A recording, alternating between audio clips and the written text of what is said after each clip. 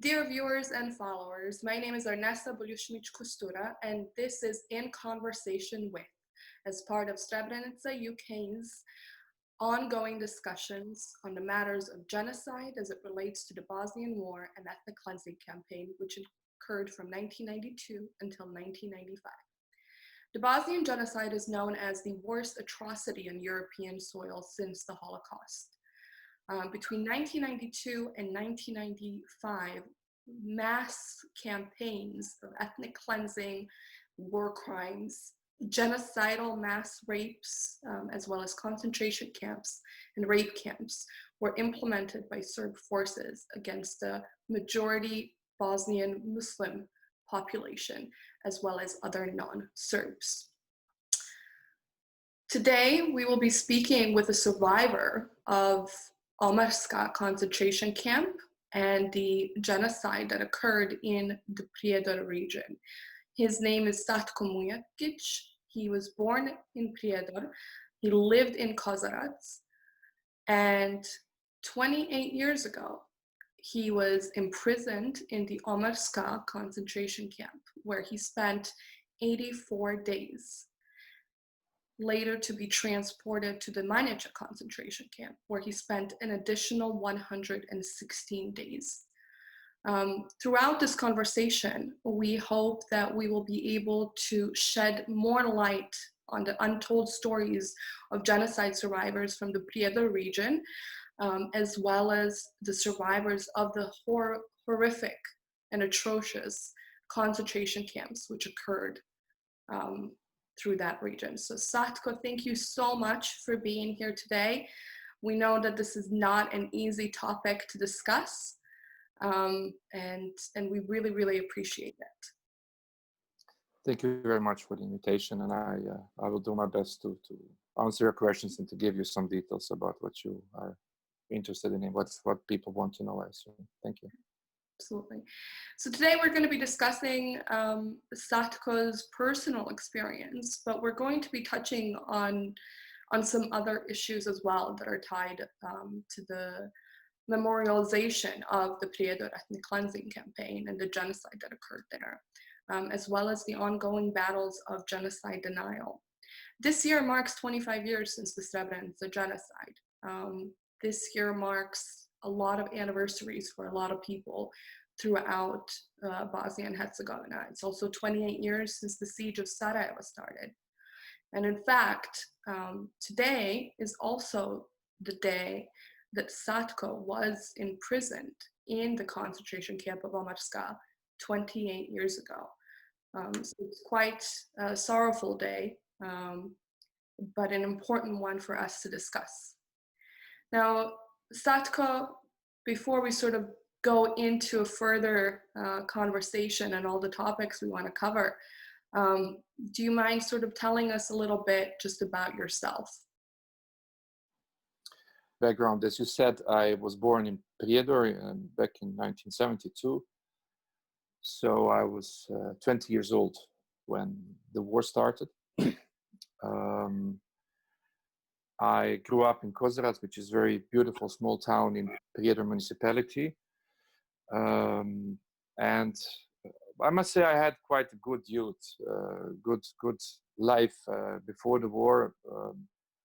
Ex-Yugoslavia, Bosnia was of course part of ex-Yugoslavia, was not a rich country, we can say, but at the same time it was a good country to live for many reasons. And my family, my parents, I have two younger brothers and a young sister.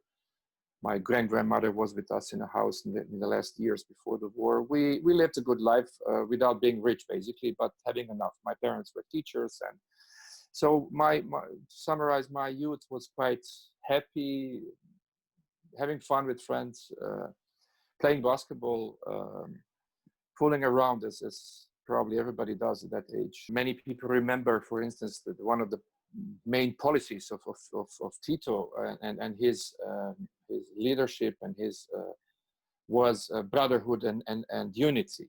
Mm-hmm. That's something we were taught from the very beginning, actually, of our life. So brotherhood and unity was really a credo everybody knew, And it meant actually exactly as you say, that we, especially in Bosnia, but in the whole Yugoslavia, we are one country, and regardless the differences. And I must say, I was also raised in this way. So for me, it was even, I would say, more interesting to be friends with Serbs or with Croats somehow, because especially Kozarac was like 95% of Bosniak. Now we call it Bosnian Muslims. And we had some Serb minority and Croat minority and other minorities from Montenegro and so on, Ukrainians, as you said. Overall, it was quite normal life until almost 2-3 years just before the war.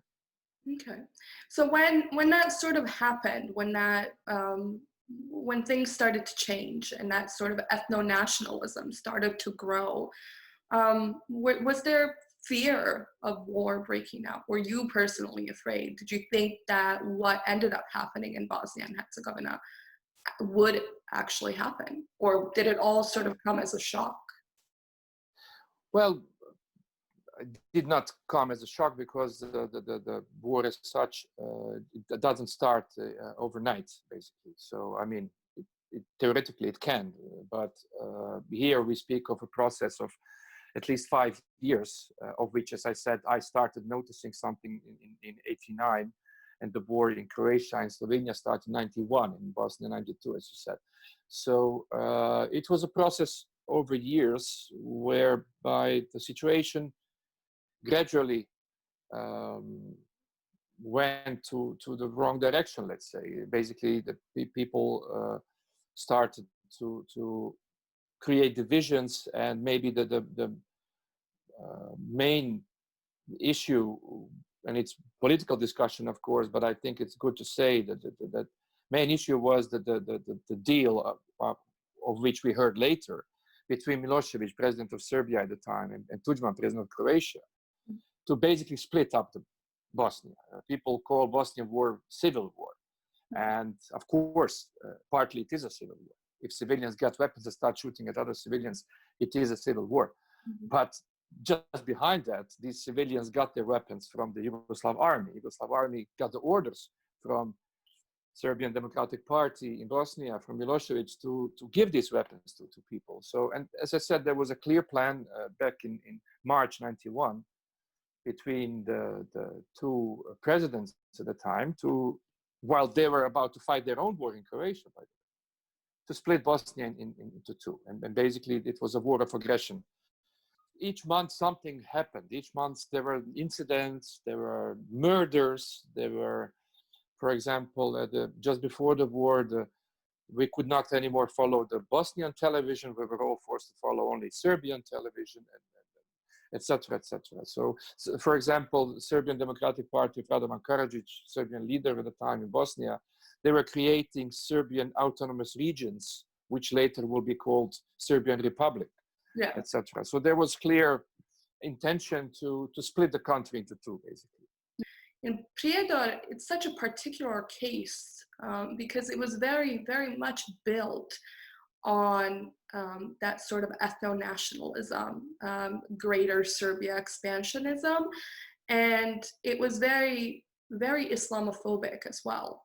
Because I myself, through my own various readings, recognized the sort of Islamophobic propaganda that was being pushed onto the Prijedor region once the Serb forces sort of took over that area. They pushed it prior to that through the radio, through the newspapers, sort of that Islamophobic propaganda. What do you were obviously a lot older than me at that time, so what do you remember about that? Well, it's a good point, actually, and it's absolutely true. Journalists, on one hand, had a very important positive role in broadcasting what was happening, and specifically journalists from outside, even from UK and the US and so on.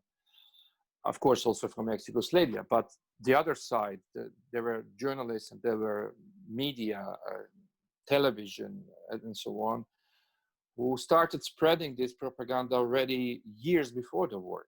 So indeed, Kozarac, for instance, was presented, specifically a couple of months before the start of the war, but even before that, as a kind of stronghold of Muslim extremism, stronghold of Ustasha. Ustasha was the Nazi regime of Croats, of Croatia back in 40s. Mujahideen and so on. While if I look back, I mean, besides older people, I don't really remember young or even middle-aged people being religious at all, let alone being extremists. Yeah. So it was even painful. It was strange and painful to listen to local Prijedor radio or read local newspaper that I don't know, Muslims have in Kozarac are starting to arm themselves and we became kind of threat.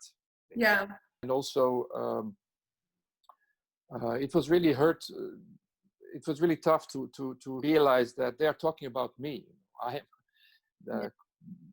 Talking about my family, my neighbors, you know, all these good and normal people who are all of a sudden are becoming kind of terrorists or something. Yeah. And one thing I would like to stress, I think this propaganda really had, besides some other reasons, but had a clear reason to also engage as large group of Serbs as possible. Mm-hmm. It takes a lot. It takes a lot, no matter where you live, no matter what your background is, no matter what you think of people. Mm-hmm. It takes a lot of person to kill your neighbor, to rob your neighbor, to rape your neighbor's wife, to put your neighbor in concentration camp. So this propaganda had a clear goal that if you manage to get your own population fear the other one, Yeah. then it's much easier to engage with all of them, to attack you and to actually commit war crimes at the end because of your own fear. You know, at the time, I think a lot of the international community didn't know how horrific things really were, and that it was the goal of the Serbian forces to really incite the population to take up arms against their neighbors, to turn against them. Looking back now, would you be able to sort of walk us through those early days of the fall of Prijedor, the fall of Kozarac? Yeah, of course. One thing I would like to also stress just before I start, and also related to what we spoke, I think very important is to realize that what happened in Prijedor happened in many municipalities in Bosnia. So Prijedor was one of the municipalities of dozens of municipalities in all Bosnia, which had more or less same or similar destinies, same fate. And also important to say, and this is the main reason why the Bosnian Serb leaders, Karadzic, political leader, and General Mladic, the army commander of Bosnian Serb army, are imprisoned in the Hague tribunal and convicted to life sentence, is that civilians were not collateral damage. The hitting civilians was the main purpose of the war. Yes. So similar to Holocaust. I don't like to compare it because it cannot be compared. But basically what happened with Jews and Roma and other people in the Second World War, very similar things happened to us and to the Croats, not only in Prijedor, but in basically in whole Bosnia, which was whether deportation outside the country or murder or concentration camps, and then possibly murder. So Serbs declared that Prijedor will be a Serbian municipality of Prijedor, will be part of Serbian autonomous region. They do not agree with Bosnia being independent. At the same time, of course, supported by Yugoslav army, who was still there, having all the power also in weapons. It was quite easy, relatively easy to take power this way.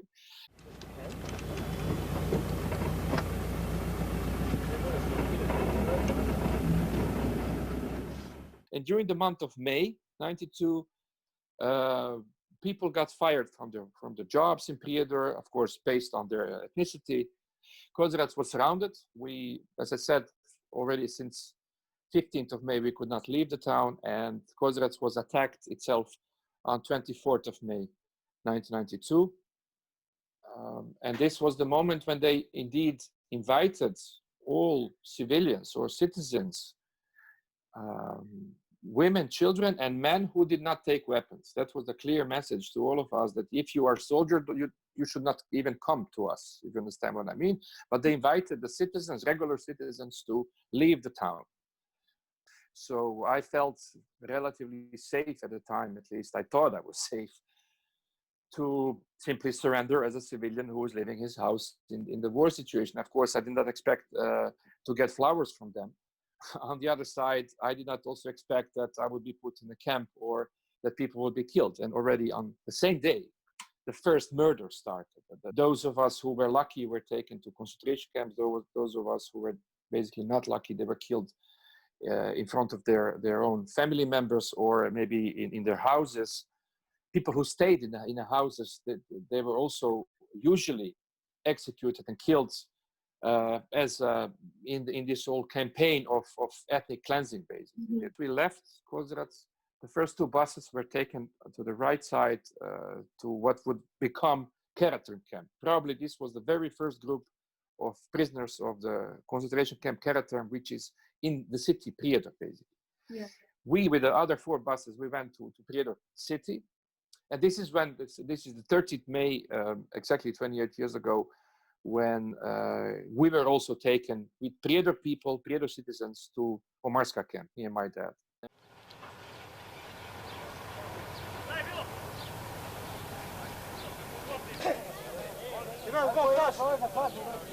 Ne treba vam sad vode, jel?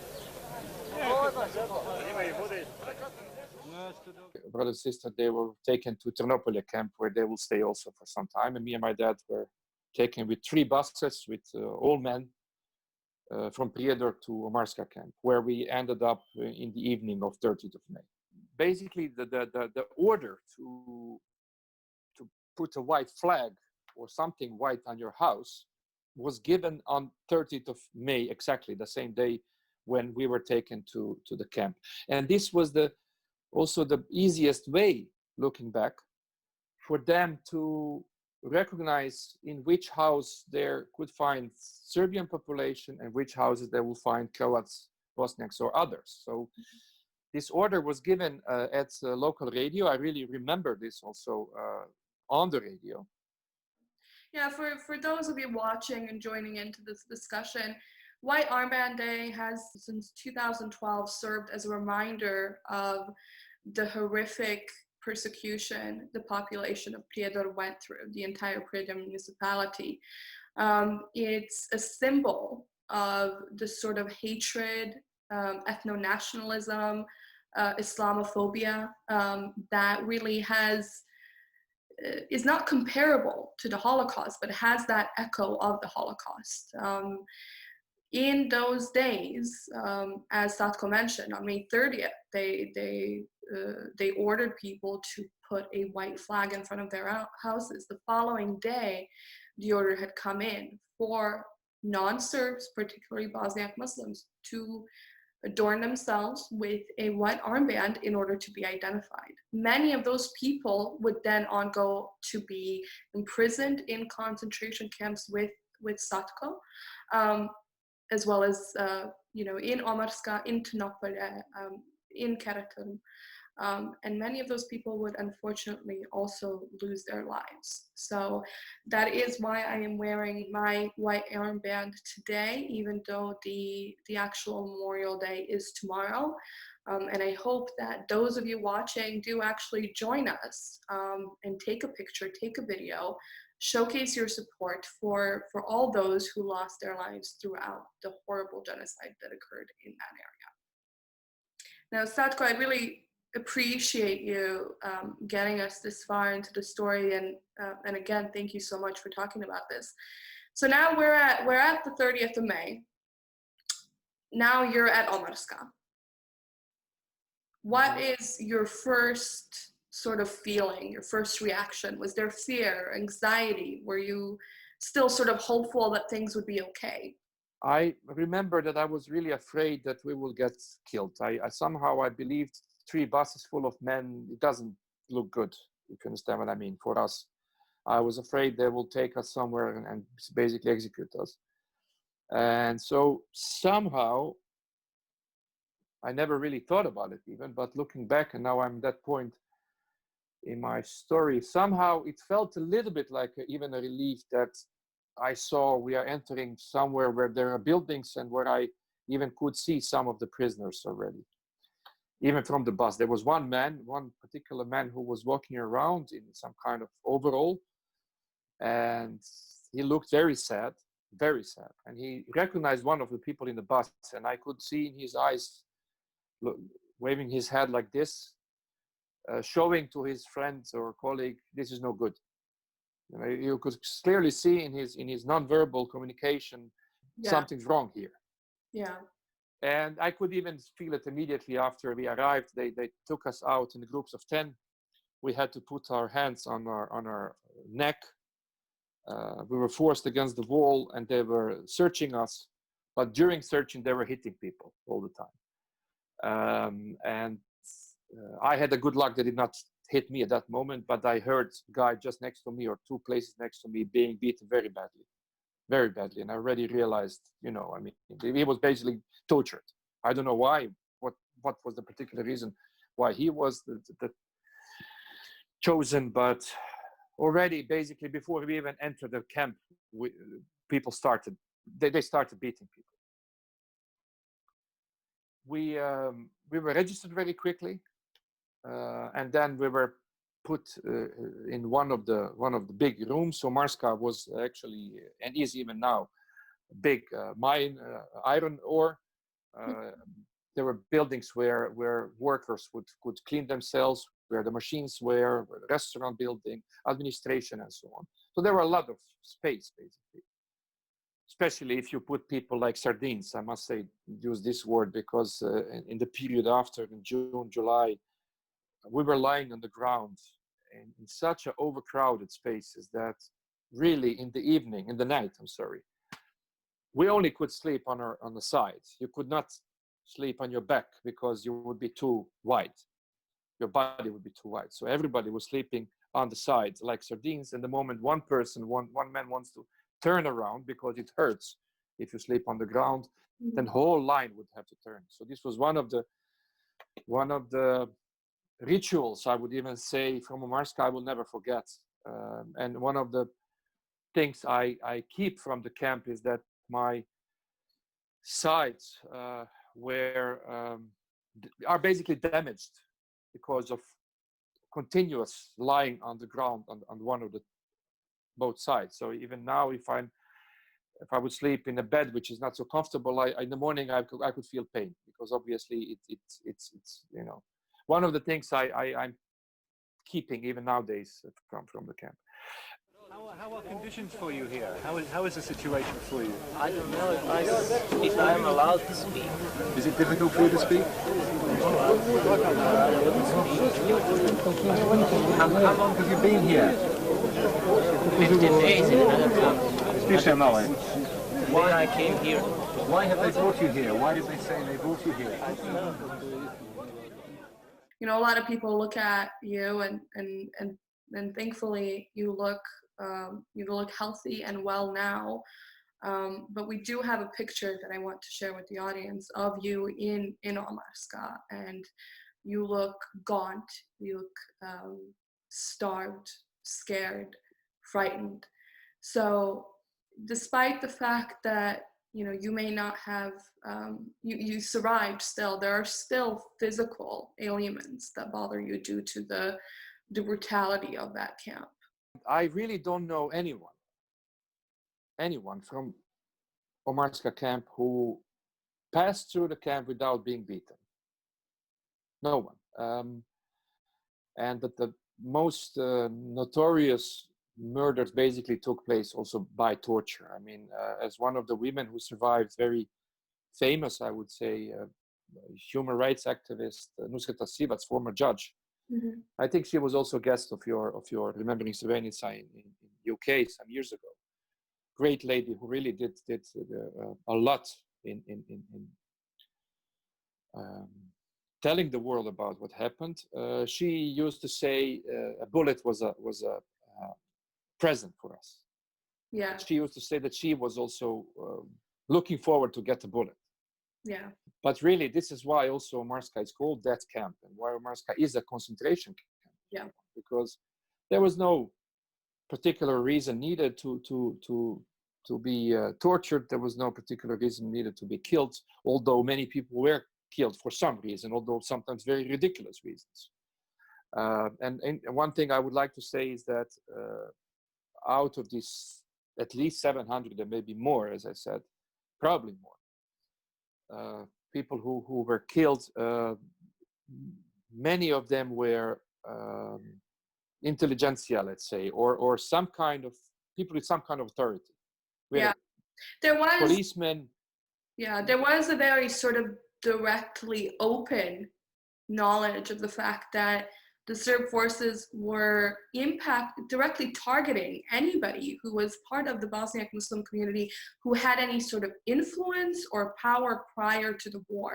Because what they didn't want is for people to, one, instigate anything, a rebellion of sorts, an attempt to take back the city. They didn't want people to fight back. And really in destroying and targeting those sort of specific individuals, academics, teachers, judges, police officers, lawyers, people who had knowledge and education and were in sort of high standing, by targeting those specifically highly standing, notable Bosniak Muslims, they were really setting the sort of stage for genocide. Because what you do when you target people's culture, people's heritage, and those powerful and notable people of their culture and heritage and community, you are, tactically making the decision to take away any and all power and any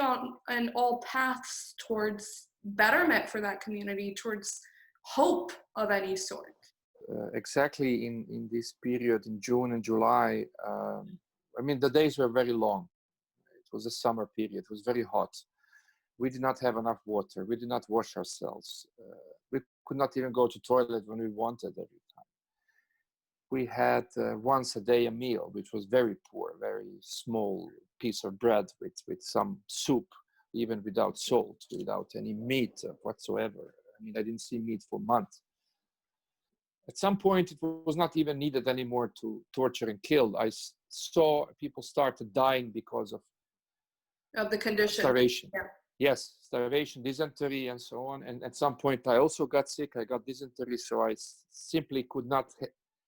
We did not almost eat anything, but even anything you eat would immediately have to leave the body one way or the other. So at some point, the sickness started killing us, actually. And I remember the second half of July, I got that sick. I was beaten at some point. I don't remember exactly the date, but it was in the last week of July. I believe I got beaten in the toilets by one of the guards. And the same day, I got sick too, which caused that the next morning I could not walk anymore and I could not talk anymore. And really, if my father was not with me, I would not be here. Absolutely not. I actually survived because of not being alone and left alone. He really took care of me as much as he could. Well, I'm very glad that you are here and that you are alive. Thank you. I'm glad that your father is also alive. Me too. No, but it's sometimes I must say this. There was a period I also felt a kind of guilt because of being survivor, but it's very quickly this kind of guilt moved to kind of duty of a survivor. So my reason why I'm active with this memorizing what happened there is also because I feel kind of duty, one of the reasons, duty for those who are not with us.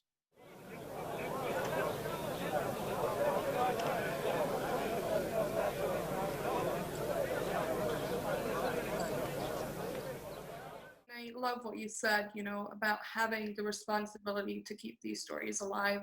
Yeah. Obviously, we're from two different places. I was in Sarajevo when I was a child, but For me, that responsibility to tell the stories of those who weren't able to because they perished, because they were murdered, or those who can't speak just because of the sheer amount of trauma that they've experienced. They don't want to revisit those days. They don't want to think about that. And I think, both me and you know very well the difficulty that many of us have with talking about our experience throughout the war, throughout the genocide. It is difficult, and I do appreciate you telling me about the conditions in Omarska.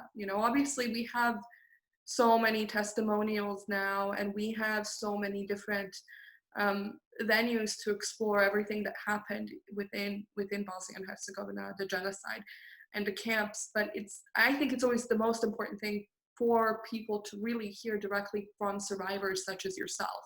And you've painted us quite a specific picture of Omarska.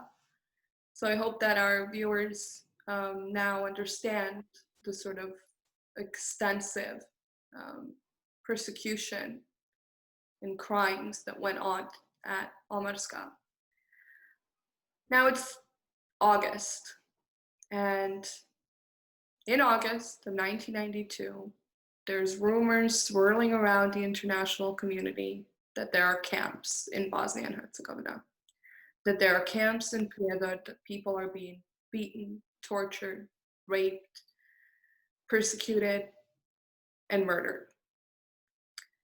British journalists stand up to Radovan Karadzic. They ask him why the International Red Cross is not being allowed access to the camps, why the journalists are not being allowed access to the camps.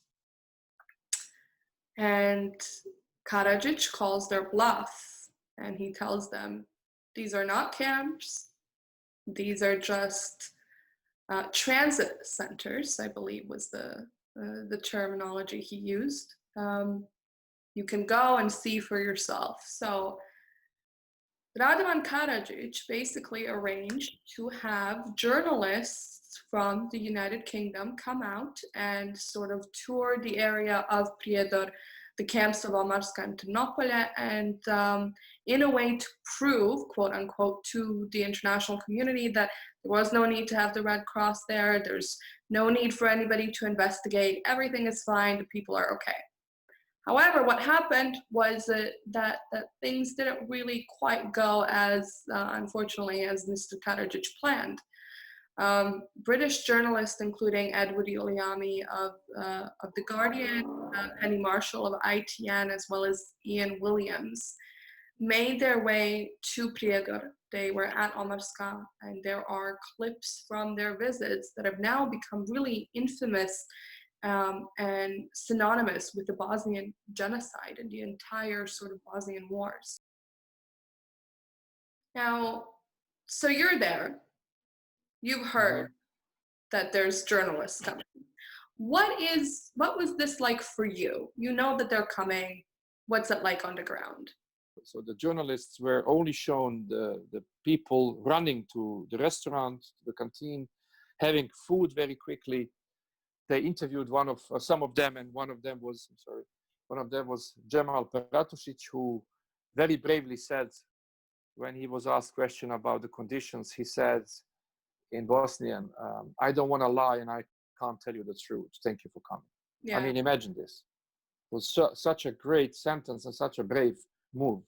Mm-hmm. Basically, he said a lot. I don't want to lie, I can't tell you the truth. The discovery of the camps absolutely saved hundreds of lives. And the coincidence will be that also it saved my life, because I happened to stay in the very last group in Omarska on 6th of August, just the day after this visit. In the evening between 5th and 6th, by the way, they took out a group of 124 camp prisoners and they killed them. They took them, executed them in the night above a pit in the ground, which is like a few meters wide. They were killing people in groups of 3 by 3, because it was exactly how many at the same time could fall in. This we didn't know, of course, at the time, but we knew there was a group taken out, and later we realized this group was killed in certain spot near Slanski Most, near Prijedor. So even after the visit of journalists, imagine, they still were murdering. Wow. They still took 2 buses of people to be killed. And the most famous victim of Omarska is Dr. Esad Sadikovic, who was the working for the UN even in the 80s. Great humanist, great man. He was one of the people in this group. And on the 6th in the morning, the buses came. So just a day after the visit of the journalists. And with these buses, and I told you they were reading our names in order to know how many of us are there. Yeah. They took about 1,200 people to Manjača camp on 6th, 780 people to Ternopolje. And I happened to stay in a group of 174 men and 5 women who would stay there. And we stayed another 15 days. Later, I realized this was the very next group to be killed, like the one of 5th of August. Wow. But what they did, and that's why I dare to say that this footage of Vuljami and ITN and Penny Marshall saved us, because the fact that the camps were discovered, the fact that the outside world saw there is somebody in Omarska, made some of them thinking. I even said this at the court. I gave my testimony to the tribunal. Made some of them thinking that maybe it's better not to close it completely, but to leave some of us and to pretend that it is a detention center, but it's no concentration camp, and we are soldiers. In that way, you can justify the fact that we are detained. You see, so there was a really big game behind it. So they were giving you beds now. They brought us beds, and we were forced to fix these beds, properly between 1 and 5. I remember I was completely exhausted. I could not walk normally on my feet, let alone work, let alone carry something. They were beating us, I remember, while doing this. They were forcing us to run and to be quick. And so at 5 in the morning, we put all these beds properly with mattresses, with pillows. A very interesting moment. I will never forget how cruel people are and can be. At 5, everybody was completely exhausted, all of us. We were, tired. We were hungry. We were thirsty. And having beds around us, first time in 3 months, everybody wanted to lie on a bed. And we could, but they didn't allow us. So the guards came into this room and they said, okay, sit on the ground now. I don't want to see anybody on the bed. Sit on the ground. Wow. So even we knew that the beds were probably for us. Even this was not allowed at that moment. And I really thought, how far you need to go with this evil, with this torture, with this. Of course, it's worse if you kill someone, then you don't allow someone to lie on bed. But you know what I mean? Who cares? It's a form of torture. No, you're absolutely. It's a form of torture, but it's such a stupid detail. And I used this as an example to see how far people can go in their sickness, in their evil, if you want. I don't know how to call it. Look, you got these beds. You can sleep now on these beds if you want. You will have twice a day food. You will be visited by journalists and by Red Cross, International Red Cross. And he said, we expect you to say to them how the conditions are. Is that clear? This was very, very clear sentence, how they are, exactly. So there was really stressing how they are. Is that clear? And we said, yes. Yes, of course. And then he said, we want you to say that you're here between 5 and 15 days. Is that clear? I said, yes. It was my 3rd month, was almost, So obviously, that's when I realized what is happening. That's the moment when I realized, okay, this visit of journalists on 5th of August, and this what I'm hearing now, they want to create this place to be kind of good place to be, like POW prison, and that's it. Yeah, and that's exactly what happened. Yeah, exactly. The sort of extent of the propaganda really involved, even just from the beginning. It started with words. It started with the dehumanization of the Bosniak Muslim population and then the non-Serb population. It started with that sort of Islamophobic sentiments of everyone there being extremist Islamic fighters and having to be put into these camps and having to be identified by white armbands.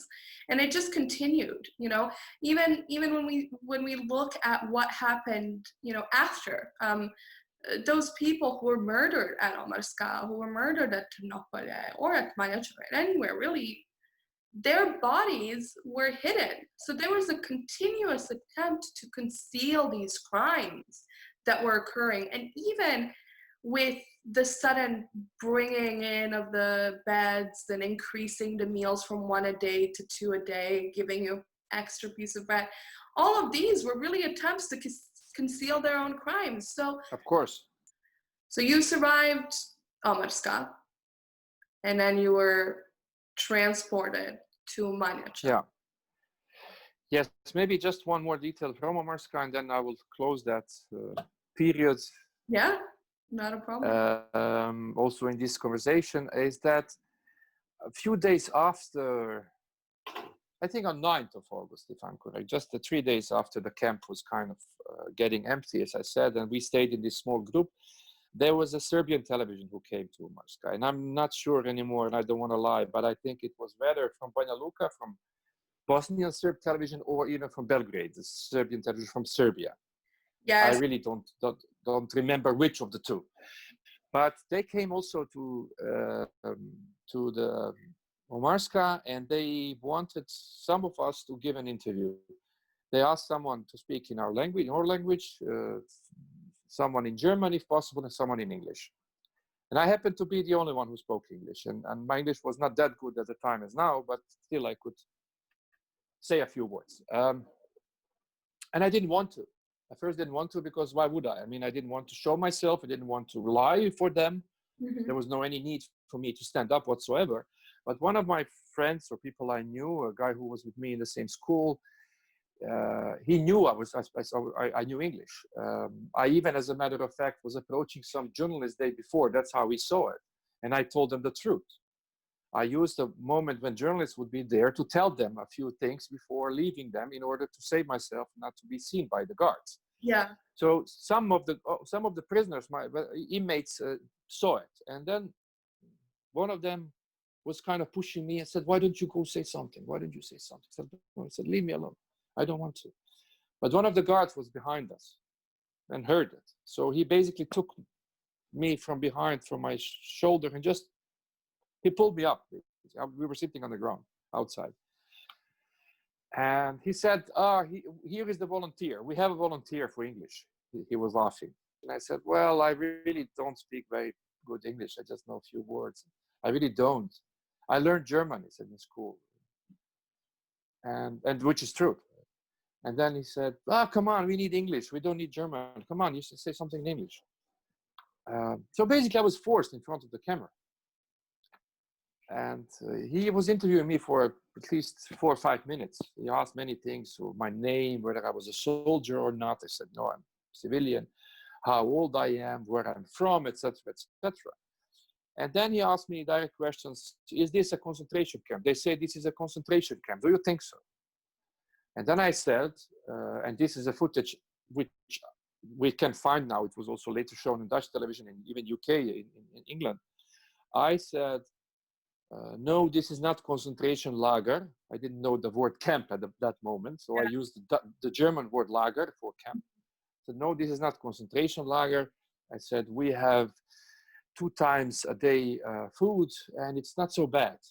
So this 3-4 seconds was broadcast via Eurovision in Netherlands and in UK as a kind of proof that Omarska is no camp. And I managed. Journalists who did the journalists who interviewed you, they knew the conditions. So they were Serbian journalists. Yes, I'm not sure they knew conditions. I must be honest. I don't know whether what they did during the period before, whether they knew it or not. But let me put it this way: I think they could have known, and they should have known. If you understand what I mean, there were enough mass crimes committed in the rest of Bosnia, and I think, as you said yourself, our faces also spoke a lot. So I don't think they had any doubts about it, but how much they knew, I can't know. But I think it was obvious something was wrong. Let's say like this. Yeah. But they were part of the same propaganda. I mean, let's be honest. They served as a mouthpiece Yeah. for propaganda. So even if they did, they No, weren't no, going this to is prove. absolutely, absolutely. They did this on purpose in order to show to the world there is no any truth in stories about the camps. But I do believe, I just want to be fair, but I do believe they knew much more than they pretended to us, basically. You know, they were kind of, you know, regular guys asking questions to prisoners. And, you know, I remember now it was quite trying even to be relaxed in a way, you know, to be like nothing special happening. That's what I recall basically in this interview. Like, let's talk, you know, like it was not a concentration camp. But no, and this footage was, as I said, it was broadcast in some evening news in that period, and it's not so famous, if I can say so. It was not used anymore because of my lying. Because usually when you see the pictures from the camps, you see things which prove the case, if you know what I mean. So if you have a prisoner who is saying opposite, then every time you have to say, but he was forced to say that. Yeah, you know what I mean. So I assume this is why it was not used very often, but I used it in Dutch television. I ended up in Netherlands after the camps, and several times I gave some interviews there. And this footage was used even in some of these interviews and these programs about 92, about Bosnia, to basically to explain what I'm just telling you with the footage and me saying what I'm saying now. And I unfortunately, it's not anymore on internet. I had, there was a link to it, but it disappeared basically. You can't find it. But there are some pictures of me taken from this footage. So if you would Google my name, you can easily find the picture from this interview. Yeah. And one more thing, on 12th of August, we got registered by the Red Cross as a camp prisoners. I must say, I hoped that this Red Cross, International Red Cross from Geneva, ICRC, that would save our lives, and maybe it did, but still at the end, on 21st of August, they took two of us, the day when they would close Omarska and bring us to Manjača camp.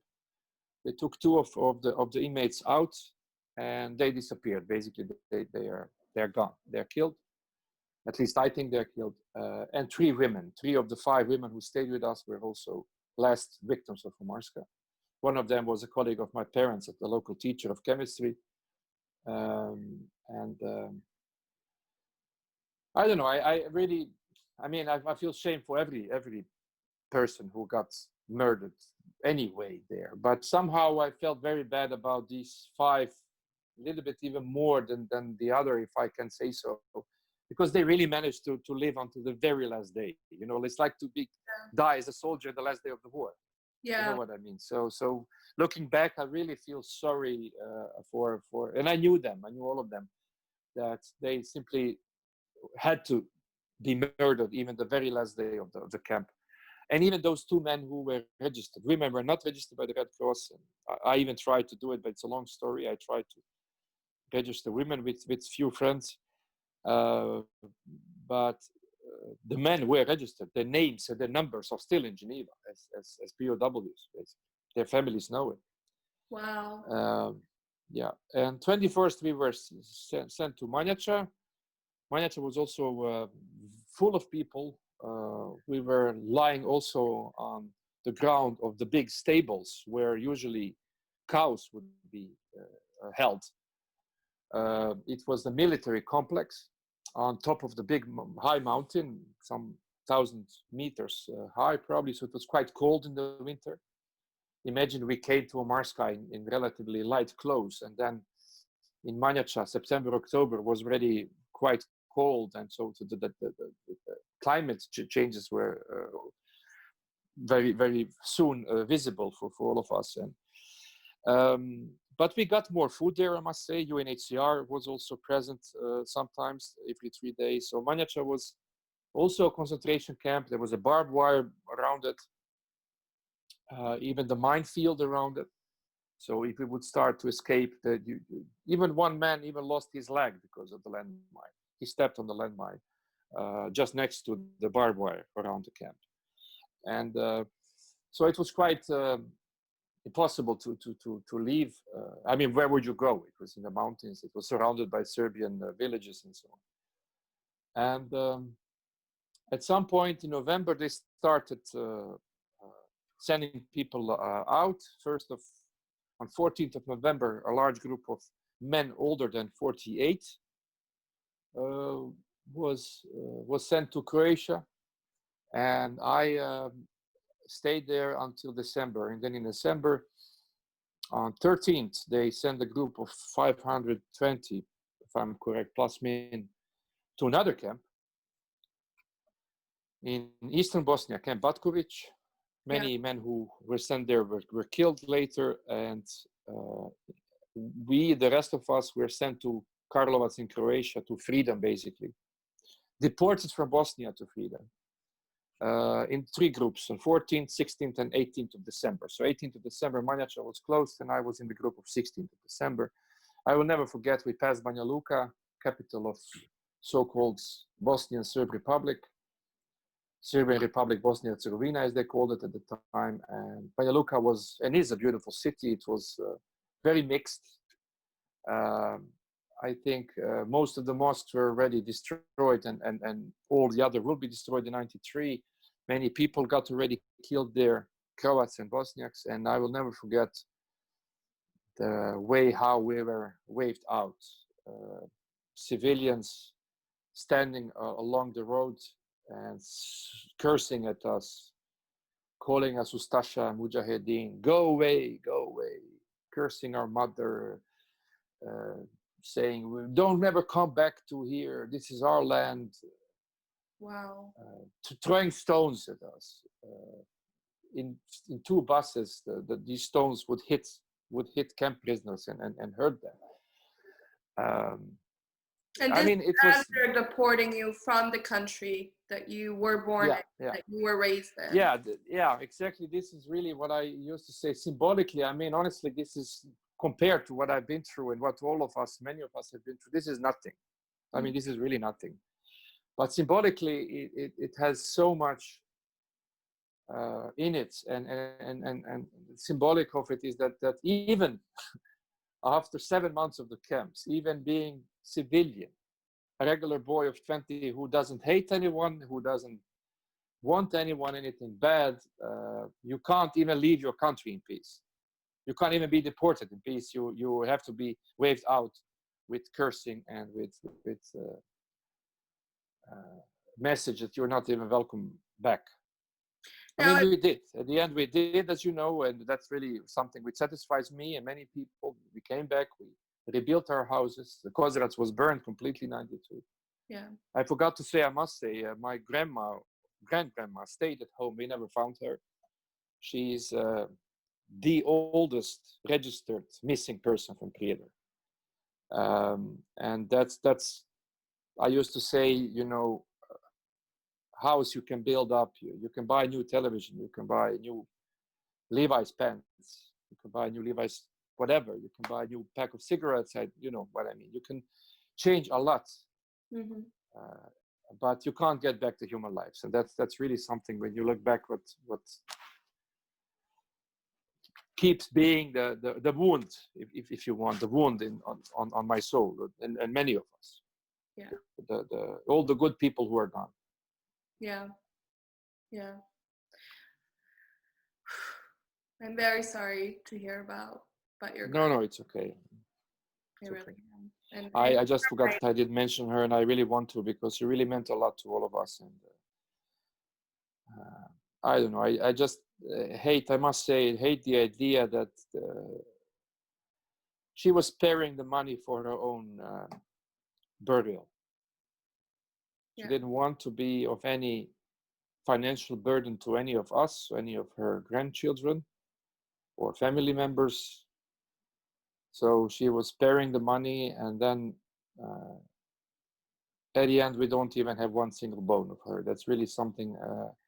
If you ask me what I would wish for today, I would really like to find her remains to have a proper burial as everybody would deserve. I mean, that's at least what she could have. But that's I mean, I'm not sure we will find her ever. So we all of us have to live with this this knowledge. But that's really something I want to say today, because I'm talking a lot, but I forgot to say about her, and being one of the most emotional moments in my life is this fact. I don't know how to call it. That not only that she is dead, she's probably killed, but the fact that we couldn't even dig her up from any mass grave yet, to have a proper burial as people used to have. Unfortunately, the case of Satko's great-grandmother is the case of many Bosnians and Herzegovinians. Mass graves in Bosnia and Herzegovina were not uncommon. In fact, over 650 mass graves have been unearthed so far. However, despite the fact that each year we find new remains and each year we are able to bury some of our loved ones, there are still many, many more of those who are missing.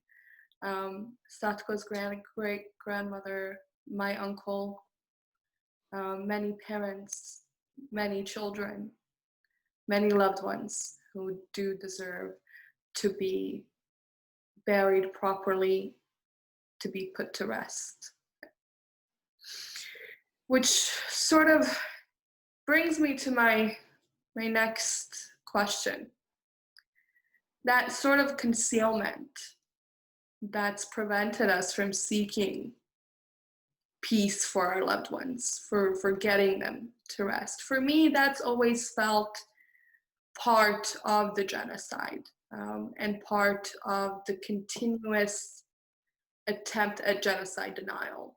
Because again, we've talked a lot today about the concealment of the crimes, the attempting to whitewash what Omarska was into something that it really wasn't, the forcible ways that they made you, basically forced you to lie on camera, the way they spread the remains and bones so that really the crimes couldn't be located and the victims couldn't be put to rest. All of these things for me have always been a part of the continuous attempt at genocide denial, right? It's a sort of ongoing project. I always say genocide is an ongoing project, and genocide denial really is a part of that. And our listeners, our viewers have been here, they've spoken to you, they've listened to you speak and tell your harrowing story, and it's hard for me personally to think about anybody who's watching right now, who's listening, and looking at the evidence that we have, even beyond just your story, but the forensic evidence that we have to sort of look at what happened in Prijedor, to look at what happened throughout Bosnia and Herzegovina and say there was no genocide. And that is what we continue to deal with even 25 years later, as I'm sure you are aware. Mm-hmm. So how do we combat this? How do we combat the genocide denial? How do we reconcile the truth overall? Well, obviously it's a long process, and who knows, maybe it will never end. I mean, let's be honest, there are people nowadays all around the world who deny Holocaust. Yes. Or who minimalize Holocaust, who whatever, justify Holocaust if you want. There are people who believe that Earth is flat, and you can't explain to them it's not truth. I mean, so I don't want to go further. I'm just saying that out of 7 billion people, there will always be people who believe one or the other, regardless the evidence, regardless the facts, and so on. I mean, we even have the great term nowadays, that fake news or no fake news, and so on. Many people call Omarska fake news, because the Serbian propaganda at the time caused and tried to create a picture of the camps in Ternopil and Omarska as being no real concentration camps. Even the stories that the barbed wire was turned around, journalists were inside and people were outside. All this rubbish. I mean, I don't know how to call it other way. Even one of the magazines who wrote this, Living Marxism, got bankrupt because the ITN sued them in a court in the UK because of stating this. You know, so so even in Netherlands, where I come from now, where I'm also Dutch citizen next to being Bosnian, some people even remember this.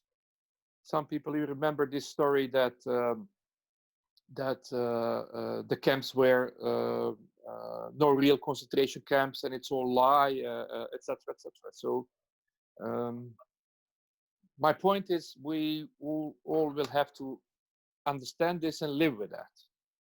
But it doesn't mean that we will keep silent, or it doesn't mean that we have to accept this fact and just go on with our lives. It's the opposite.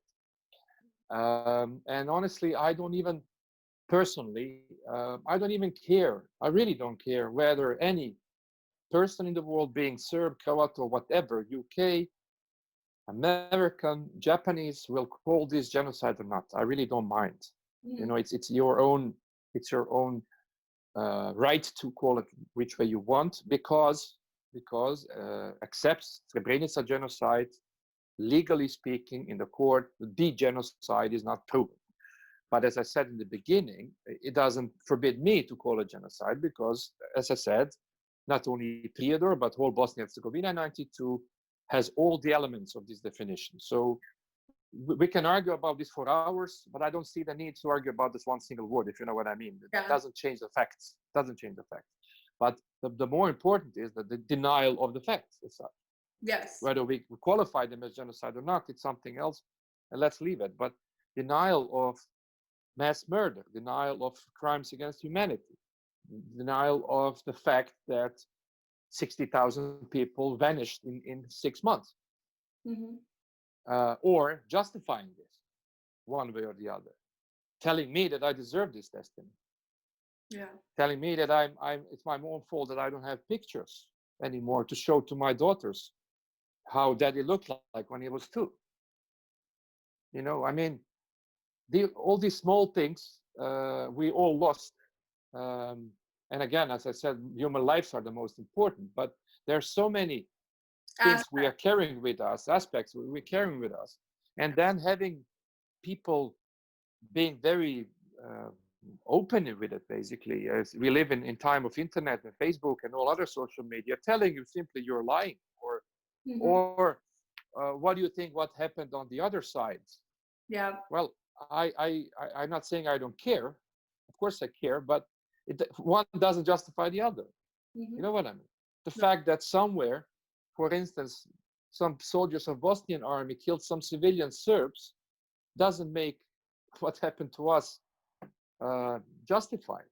Exactly. I used to say one innocent victim on one side and other innocent victim on the other side, they don't make 0.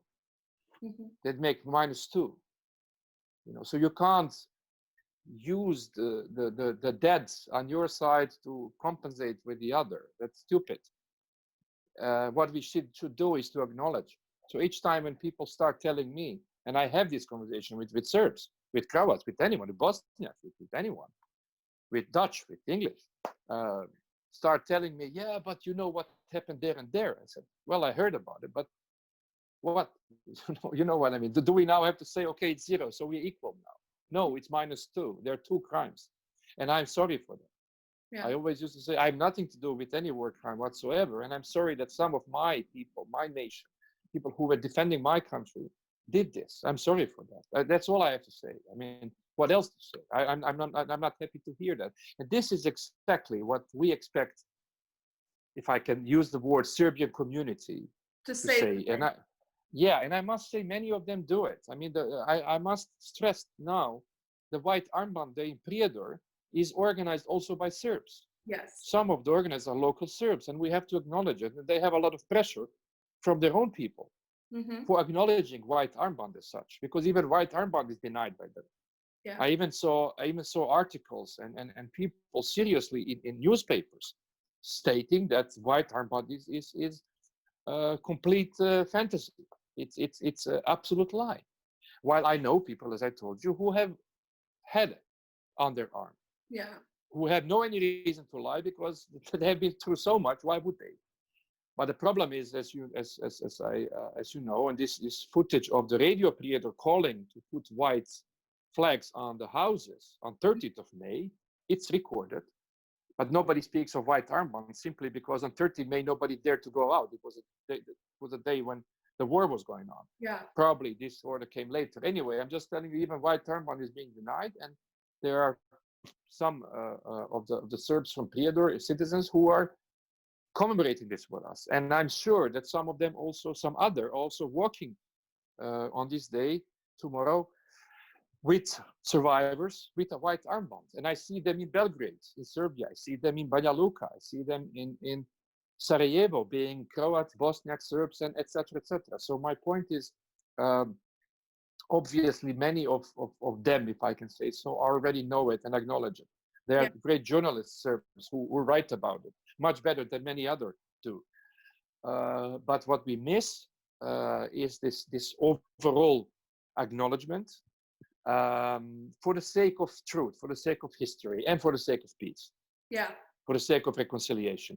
Why in the world has German nation came to the moment where they are now? Why Miss Angela Merkel is, with all due respect for everybody, one of the greatest leaders at the moment in the world?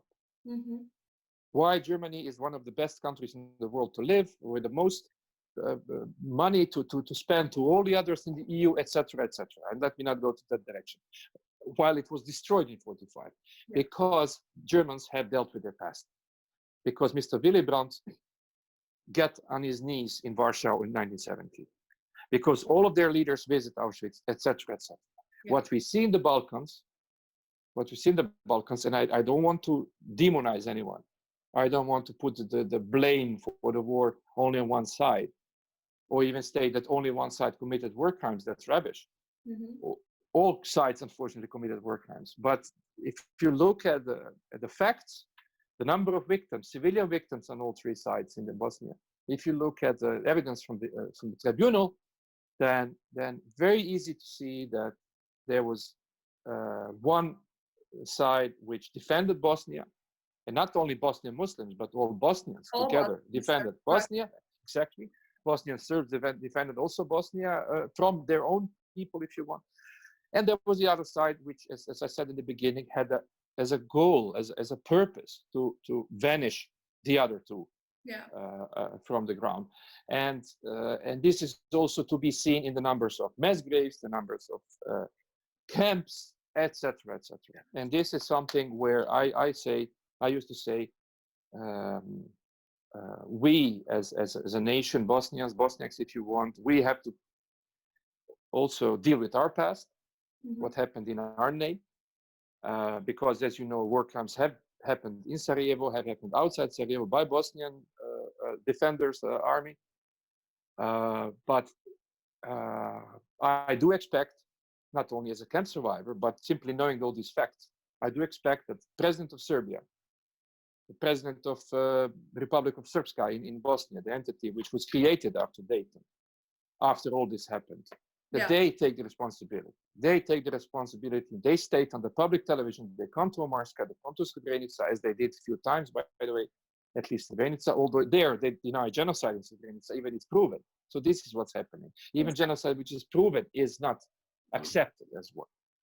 So this has to change. And I know this is a very painful, because Serbs have a history of glorifying their past, even glorifying myths and legends which are not truth, but glorifying their past. Many nations do, by the way. And I understand that to some extent, but this is something which is directly clashing with accepting the guilt, if you want. Not even the guilt, the responsibility, if you want. I don't say anyone is guilty. Guilt is already very close to be brought to the judge. And I don't think anyone is guilty if you don't do anything yourself, but at least responsibility as a nation to look back and to say, okay, this has happened, and I will stop justifying. I will stop talking about crimes against us. Let's start with acknowledging. And I believe, to summarize, I believe this is a key, absolute key for real reconciliation. Without acknowledging what happened, I mean, we don't expect, I know many people who survived. I know people who lost their sons, their husbands, their wives, their children, their parents. No one speaks of revenge. No one. No one speaks of even throwing a stone at someone. But they do want justice. They do want those responsible to be brought to justice. And this is happening, although slow. And they do want acknowledgement. Mm-hmm. They do want monuments. They want museums in Prijedor. Mm-hmm. If you go to Prijedor, you will see 60, plus me, if I'm correct, 60 monuments for the Serb soldiers in the municipality. For the Bosnian civilians. In the city of Prijedor, no, absolutely not. In Omarska itself, no. I was the one of the people in 2004 to start initiative to build a memorial in Omarska. Mm-hmm. And after some promises of ArcelorMittal, by the way, Lakshmi Mittal, probably the richest British still at the moment, who is now owner of this 50% of this place. They even, not him personally, but his CEO at the time, promised to us that there will be a memorial. The White House we spoke about will be not touched, and it's not touched. Mm-hmm. Although they painted it, which is a shame because you could see blood still inside the White House. Now it's painted, but at least they don't use it anymore. There was a promise there will be a monument, and again, the local community, local mayor stopped this initiative. Even Mittal company promised in public on 1st of December 2005 in Banja Luka in the press conference they will build a memorial for victims of Omarska, and this is not allowed. We are now 15 years later. So White Armband Day tomorrow, one of the main purposes is also to show the fact that there is no monument for 102 children. Yeah. Missing or killed children of Prijedor in 1992. Most probably this will happen. This initiative finally got some positive answer, if I can say so, from local government. And apparently it's a matter of time. They are now speaking of choosing the right place for that. The local municipality tried to push this monument outside the city center somehow, again, to deny it, basically, or half deny it.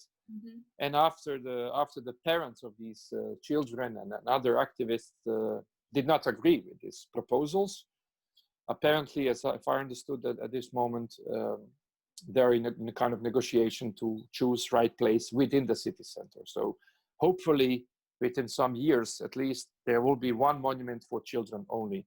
And also this, you can see, obviously, we don't speak anymore of 3,000, 3,500 killed civilians and missing civilians. We speak of 102 children because obviously this was something apparently everybody at the end could agree on after 28 years. Yeah. Yeah, for those of us who aren't aware, Mittal Steel is the company that acquired basically Omarska, and unfortunately the fight towards recognition of the genocide is long, and so is the actual memorialization. And this is the sort of standard throughout the entirety of Bosnia and Herzegovina. It is a lot of people fighting very, very hard to get the genocides recognized, to make sure that these atrocities are recognized, and to make sure that they are memorialized, because this obviously matters and we need to talk about it. It's part of our history. I do agree with Satko in terms of this. I mean, this is the only way for us to move forward. Those who committed crimes have to be brought to justice.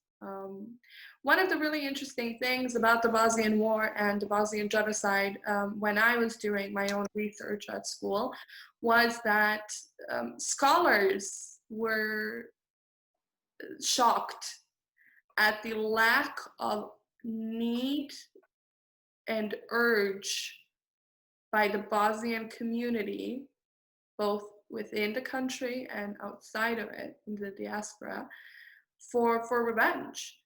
They just couldn't find anybody seeking revenge. There was no revenge crimes afterwards. people picked up their lives. They were left to mourn, they were left to grieve, and they were left to try and piece their lives back together.